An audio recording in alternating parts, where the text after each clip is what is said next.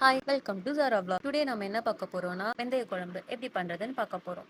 வாங்க வீடியோக்குள்ளே போகலாம். கடை அடுப்பில் வச்சுட்டு 3 டேபிள் ஸ்பூன் நல்லெண்ணெய் ஆட் பண்ணிக்கோங்க. எண்ணெய் நல்லா சூடானதும் வெந்தயம், கடுகு, கடலைப்பருப்பு 3 சேர்த்து நல்லா வறுத்துக்கோங்க.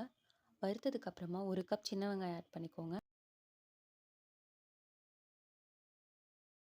20-25 பல் பூண்டு சேர்த்துக்கோங்க. இது ரெண்டும் சேர்த்து நல்லா வதங்கட்டும். இது வதங்கினது 4 பச்சை மிளகா 2 கட் பண்ணி அதில் சேர்த்துக்கோங்க. 3 தக்காளி கட் பண்ணி இதில் சேர்த்துக்கோங்க. லைட்டாக வதக்கிட்டு கொஞ்சம் கருவேப்பிலை சேர்த்துட்டு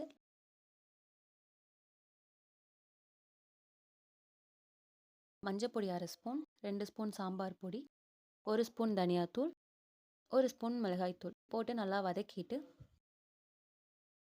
நான் ஆல்ரெடி இங்கே புளி ஊற வச்சு கரைச்சி ரெடி பண்ணி வச்சுருக்கேன். இதை சேர்த்துக்கோங்க.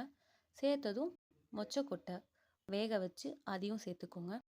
தேவையான அளவு உப்பு போட்டு புளியோட பச்சை ஸ்மெல் போகிற வரைக்கும் இதை கொதிக்க விடுங்க. இது கொதிக்கிற கேப்பில் நம்ம இதுக்கு தேவையான ஒரு பேஸ்ட் ரெடி பண்ணணும். அது ரெடி பண்ணிக்கலாம். கொஞ்சமாக தேங்காய், 2 பல் பூண்டு, கொஞ்சம் மிளகு போட்டு கொரகொரப்பாக அரைச்சி எடுத்து வச்சுக்கோங்க. நம்ம அரைச்சி வச்ச பேஸ்ட்டை சேர்த்து நல்லா கொதிக்க விட்டுடலாம்.